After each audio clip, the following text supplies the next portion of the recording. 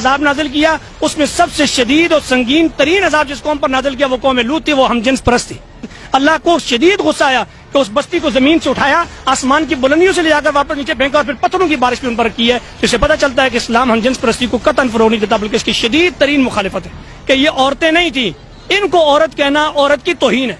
یہ عورت کی اہانت ہوگی کہ میں اگر ان عورتوں کو ان کو عورت کہوں۔ میں نے ان کے لیے ایک نام آج استعمال کیا ہے، غیر انسانی مخلوق آئی تھی۔ غیر انسانی مخلوق آئی تھی جو انسانیت کے حقوق کی بات نہیں بلکہ انسانیت کو بھی غیر انسانی ہونے کی دعوت دے رہی تھی۔ اسلام تو عورت کو اتنا مقام دیتا ہے کہ نبی کریم صلی اللہ علیہ وسلم کی بیٹی فاطمہ ایک عورت تھی، جب وہ تشریف لاتی ہیں تو اللہ کے نبی صلی اللہ علیہ وسلم اس کے استقبال کے لیے کھڑے ہو جاتے ہیں، تو اور اس کے لیے اپنی چادر بچھاتے ہیں، اپنی بیٹی کو اس پر بچھاتے ہیں۔ اچھا مولانا صاحب، ایک ویڈیو وائرل ہوئی ہے جس میں ایک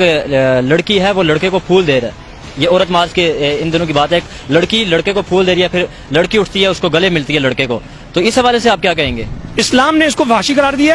اور اللہ قرآن مجید میں فرماتے ہیں کہ ان الذین یحبون ان تشیع الفاحشۃ فی الذین آمنوا لهم عذاب علیم فی الدنیا والآخرہ۔ وہ لوگ جو اہل ایمان کے درمیان فحاشی اور بے حیائی کو پھیلانا پسند کرتے ہیں، ان کے لیے دنیا اور آخرت میں دردناک عذاب ہے، اور لہذا اسلام اس بات کی اجازت نہیں دیتا ہے۔ اسلام کہتا ہے آپ کو کوئی پسند ہے آپ اسے نکاح کریں، نکاح کا پیغام بھیجیں، ان کا نکاح کریں۔ آج سب سے بڑی مصیبت یہ ہے کہ ہمارے معاشرے کے اندر نکاح کو مشکل سے مشکل ترین کر دیا گیا ہے، اور نکاح کے مقابلے میں حرام ذرائع جو ہیں ان کو آسان سے آسان تر کر دیا گیا۔ اور حیا ایک ایسی چیز ہے کہ پاک نبی صلی اللہ علیہ وسلم فرماتے ہیں کہ اذا لم تستحی فاصنع ما شئت، کہ جب تمہارے اندر حیا ختم ہو جائے تو پھر جو چاہے کرو۔ حیا انسان کے درمیان اور جانور کے درمیان ایک فرق ہے، تو ہم یہ کہتے ہیں کہ حیا دار رہو تاکہ انسانیت میں رہو۔ جب حیا سے نکل کر بے حیا ہو جاؤ گے تو پھر تو تم میں انسانیت کیا، تم جانوروں سے بھی بدتر ہو جاؤ گے۔ وعلیکم السلام ورحمۃ اللہ وبرکاتہ۔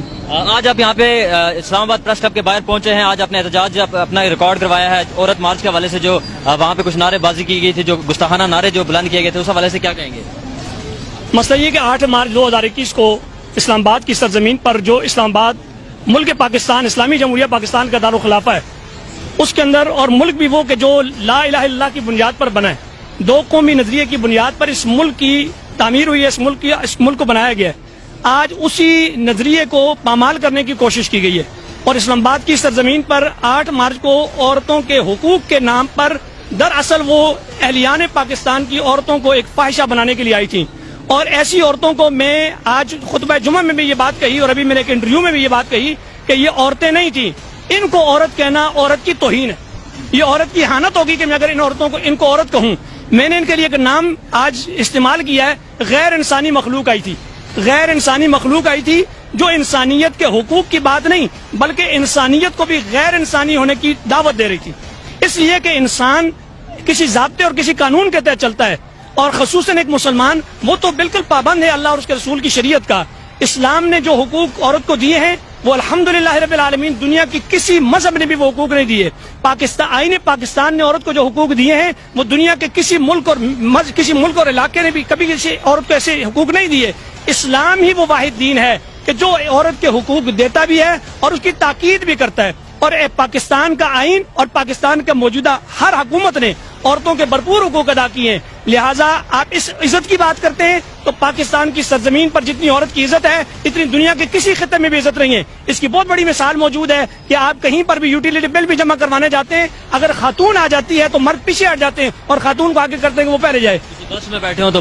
دنیا کا یعنی پاکستان کے اندر اگر حقوق کی بات کریں تو پاکستان ٹاپ پر ہے حقوق دینے میں، اگر عورت کی عزت کی بات کریں تو پاکستان ٹاپ پر ہے عورت کی عزت کرنے پر۔ اور اسلام تو عورت کو اتنا مقام دیتا ہے کہ نبی کریم صلی اللہ علیہ وسلم کی بیٹی فاطمہ ایک عورت تھی، جب وہ تشریف لاتی ہیں تو اللہ کے نبی صلی اللہ علیہ وسلم اس کے استقبال کے لیے کھڑے ہو جاتے ہیں، تو اور اس کے لیے اپنی چادر بچھاتے ہیں، اپنی بیٹی کو اس پر بچھاتے ہیں۔ اور اس سے بھی بڑی بات یہ ہے، قرآن مجید جب ہم پڑھتے ہیں اللہ قرآن میں فرماتے ہیں للہ ملک السماوات والارض یخلق ما یشاء، اللہ ہی کے لیے ساری آسمان و زمین کی بادشاہی ہے، جو چاہتا ہے پیدا کرتا ہے۔ یہب لمن یشاء اناسا، اللہ نے بیٹے پر بیٹی کو مقدم کر کے بیان کیا ہے، جس سے چاہتا ہے بیٹیاں دیتا ہے، وہ یہب لمن یشاء ذکور، جس سے چاہتا ہے بیٹے دیتا ہے۔ تو پتہ چلا کہ اللہ تعالیٰ نے قرآن مجید میں بھی مرد پر بیٹے پر اور عورت کو بچی کو فوقیت دے کر کے ہمیں بتایا کہ عورت کی عزت کیا ہے۔ اچھا، جو یہاں پہ پاکستان میں فیمنسٹ ہیں وہ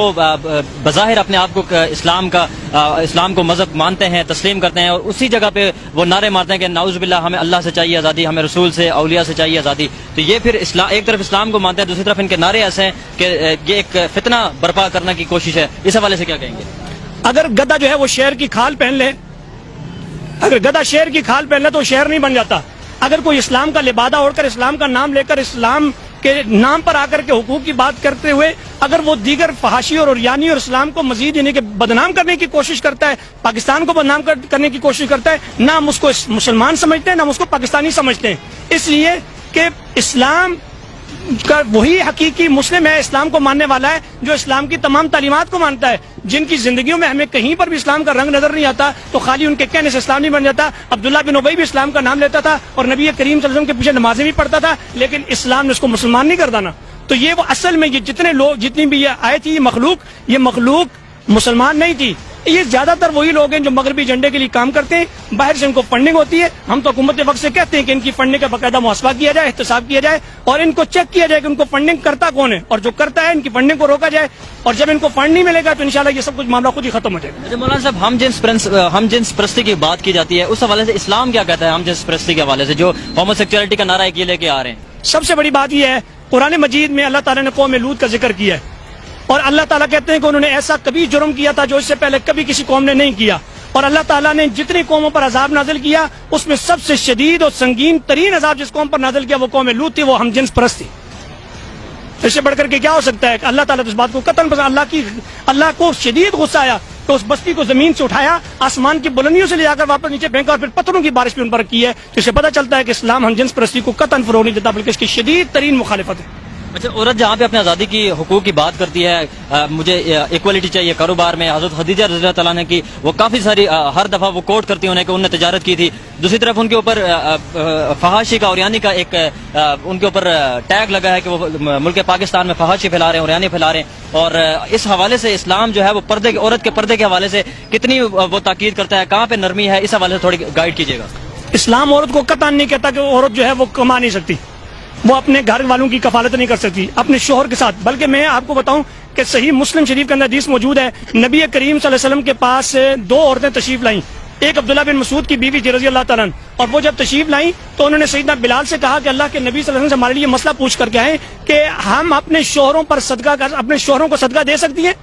تو سیدنا بلال نے جا کر یہ مسئلہ پوچھا تو نبی اکرم صلی اللہ علیہ وسلم نے فرمایا کہ جا کر ان کو بتاؤ کہ وہ اپنے شوہروں پر جب صدقہ کرتی ہیں کہ شوہر ان کے غریب ہیں اور وہ خود مالدار ہیں، عورتیں مالدار ہیں، اور وہ اپنے شوہروں پر اگر صدقہ کرتی ہیں تو اللہ تعالیٰ ان کو دو اجر عطا فرمائے گا، ایک صلہ رحمی کا اور ایک ان کو صدقہ کرنے کا ثواب دے گا۔ اس سے پتہ چلتا ہے کہ نبی اکرم صلی اللہ علیہ وسلم کے دور میں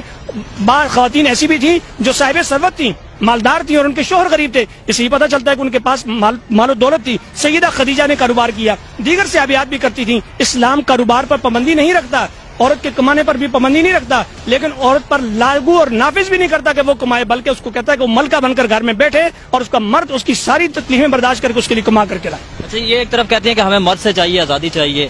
اسلام اس کے حوالے سے کیا کہتا ہے کہ ایک جو عورت ہے وہ کیا واقعی ایک مرد سے آزاد رہ سکتی ہے؟ کیا اس کے بھائی کا، اس کے باپ کا، اس کے بیٹے کا، اس کے خاوند کا اس کے اوپر کوئی حق نہیں ہے کہ وہ کسی جگہ وہ کہیں جانا چاہتی ہے وہ اسے روکے، اسلام کی خاطر روکے؟ یہ تو کہہ رہی ہے ہمیں ہر طرح سے آزادی چاہیے اپنے مرد سے۔ جنت کے دروازے پر لکھا ہے کہ دیوس کا داخلہ جنت میں منع ہے۔ عورت کو ہر طرح کی آزادی دی جا سکتی ہے، لیکن عورت کو بغیرتی کی راہ پر چلنا یہ کہ اس کو آزادی نہیں دی جا سکتی۔ یہ جو چاہتی ہیں یہ بغیرتی کی راہ چاہتی ہیں، اور اسلام غیرت مند دین ہے اور غیرت مندی کی تعلیم دیتا ہے، اور غیرت یہی ہے کہ ایک باپ کو اپنی بیٹی پر غیرت ہونی چاہیے کہ اصل میں تو شوہر ہو یا باپ ہو یا بھائی ہو یا بیٹا ہو، وہ اپنی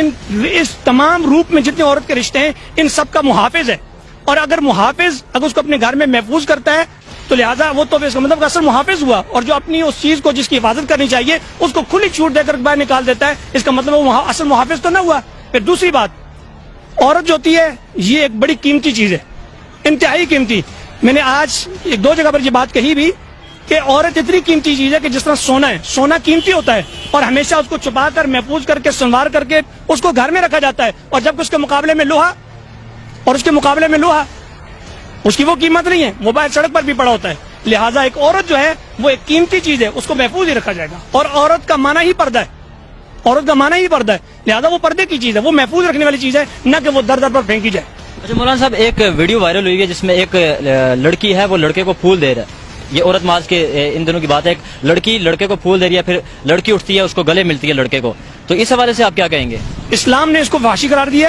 اور اللہ قرآن مجید میں فرماتے ہیں کہ ان الذین یحبون ان تشیع الفاحشۃ فی الذین آمنوا لهم عذاب الیم فی الدنیا والآخرہ، وہ لوگ جو اہل ایمان کے درمیان فحاشی اور بے حیائی کو پھیلانا پسند کرتے ہیں، ان کے لیے دنیا اور آخرت میں دردناک عذاب ہے، اور لہٰذا اسلام اس بات کی اجازت نہیں دیتا ہے۔ اسلام کہتا ہے آپ کو کوئی پسند ہے آپ اسے نکاح کریں، نکاح کا پیغام بھیجیں، ان کا نکاح کریں۔ آج سب سے بڑی مصیبت یہ ہے کہ ہمارے معاشرے کے اندر نکاح کو مشکل سے مشکل ترین کر دیا گیا ہے، اور نکاح کے مقابلے میں حرام ذرائع جو ہیں ان کو آسان سے آسان تر کر دیا گیا۔ اچھا، میرا آخری سوال آپ سے کہ جو مرد اس عورت مارچ میں شامل ہوتے ہیں ان کے حوالے سے کیا کہیں گے، اور دوسرا جو عورتیں کہتی ہیں کہ ہمیں ویسٹرن کلچر جیسے دنیا میں پوری دنیا میں عورتوں کو آزادی ملی ہے ویسی آزادی چاہیے، ان دونوں سوالوں کا آپ جواب دیں۔ جہاں تک مردوں کی بات ہے اس کے پروگرام ان کے مارچ میں آنے کی، وہ عورتوں کے حقوق کے لیے نہیں آئے تھے، وہ تو ان کو دیکھنے کے لیے آئے تھے،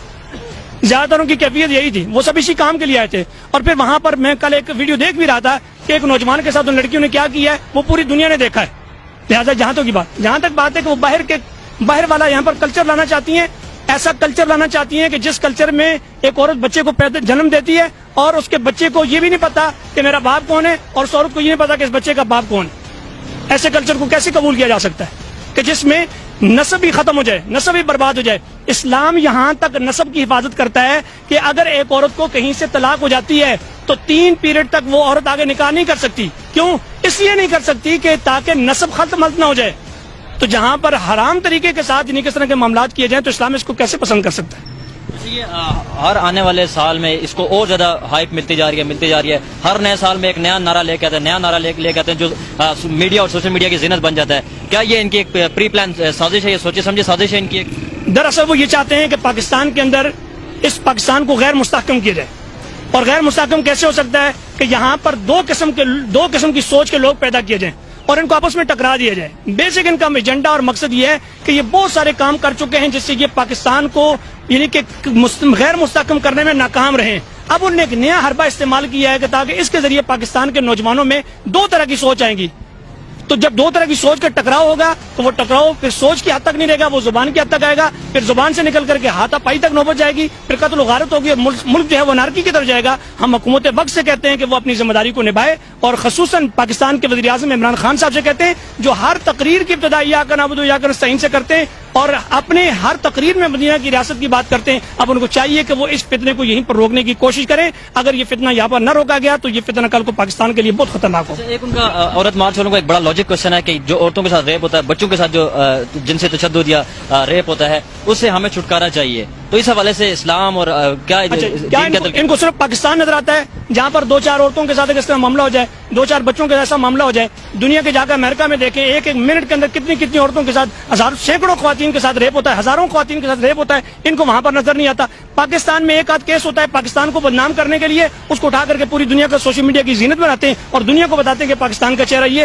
الحمدللہ پاکستان اس معاملے میں بہت پیچھے ہے، اور یہ جن معاشرے کا ایجنڈا لے کر جس کے ایجنڈے پہ کام کر رہی ہیں، جن کا کلچر لانا چاہتی ہیں، وہاں پر تو یہ چیز بہت بڑی بیماری ہے۔ پاکستان میں اگر کوئی اس قسم کا بچے کے ساتھ ریپ ہو یا بچی کے ساتھ ریپ ہو یا کسی خاتون کے کو ہراساں کیا جائے تو الحمدللہ چوک چوراہے میں اگر کسی کو پتہ چل جائے اس بندے نے یہ کیا ہے، پورا شہر امنڈ آتا ہے اس کو مارنے کے لیے۔ یہ تو پاکستان کی سرزمین ہے، اور یہاں پر باقاعدہ اس کے لیے لوگوں کا مطالبہ ہوتا ہے کہ اس کو جنہیں سرعام پھانسی دی جائے۔ اور جبکہ امریکہ اور دیگر ممالک میں جا کر دیکھا جائے کہ وہاں پر تو جج بھی ان کو چھوٹ دے دیتا ہے کہ اگر یہ بندہ یہ کام نہ کرتا تو شاید اس کی موت واقع ہو جاتی، لہٰذا اس نے اس لیے کر دیا تو کوئی حرج نہیں۔ مولانا صاحب، عورت مارچ والے آپ سے ہی بہت تنگ ہے، وہ اسی جگہ پہ جہاں آپ کھڑے اسی جگہ سے نعرہ لگا کہ ہمیں ملا سے چاہیے آزادی۔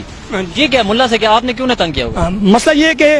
ملا سے ان کو اسی تکلیف ہے کہ ملا ان کو غیرت کی راہ پر لانا چاہتا ہے، حیا کا کلچر متعارف کرانا چاہتا ہے، روبے حیائی کا کلچر بنانا چاہتی ہیں، تو یہ تو 2 الگ باتیں۔ اور ملا کی بات یہی ہے کہ علماء یہی چاہتے ہیں کہ اس معاشرے کے اندر حیا کا کلچر فروغ پائے، اور حیا ایک ایسی چیز ہے کہ پاک نبی صلی اللہ علیہ وسلم کہتے ہیں کہ اذا لم تستحی فاصنع ما شئت، کہ جب تمہارے اندر حیا ختم ہو جائے تو پھر جو چاہے کرو۔ حیا انسان کے درمیان اور جانور کے درمیان ایک فرق ہے، تو ہم یہ کہتے ہیں کہ حیا دار رہو تاکہ انسانیت میں رہو۔ جب حیا سے نکل کر بے حیا ہو جاؤ گے تو پھر تو تم میں انسانیت کیا، تم جانوروں سے بھی بدتر ہو جاؤ گے۔ پھر ہم کیا سمجھے کہ جو ملا ہیں وہ ان کے راستے میں ہمیشہ سے رکاوٹ بنے رہیں گے، ان کو آگے جو یہ پروموٹ کرنا چاہ رہے ہیں ہم ان کو، یہ ملا جو ہے یہ ان کے آگے ایک ریڈ لائن ہو جائے گی، اس سے آگے نہیں چاہیے۔ اللہ کے فضل و کرم سے ہم اس کے سامنے بند بھی باندھیں گے اور ہمیں آخری حد تک اس کے لیے جائیں گے۔ ماروی سرمد کو کیا پیغام دینا چاہیے؟ بس ان کے لیے یہی پیغام ہے کہ وہ اللہ سے توبہ کریں، رجوع کریں اور استغفار کریں اور اپنے پردے کی زندگی اختیار کریں، اور جو انہوں نے کمائی کا یہ دھندا شروع کیا ہے اس کے ذریعے بھی دنیا میں بہت سارے حلال طریقے کے ذرائع بھی موجود ہیں جن کے ذریعے وہ کما سکتی ہیں۔ اگر وہ بیچاری بہت غریب ہیں تو ہم پاکستان کے سارے لوگ مل کر کے، ہم مدارس کے طلباء مل کر کے ہم چندہ کر کے انشاءاللہ اس کو دے دیں گے، اس کے گھر کو انشاءاللہ چلائیں گے، ہم اس کی کفالت کی ذمہ داری اٹھا لیتے ہیں انشاءاللہ، اگر ان کے پاس مالی کوئی تنگی ہے تو۔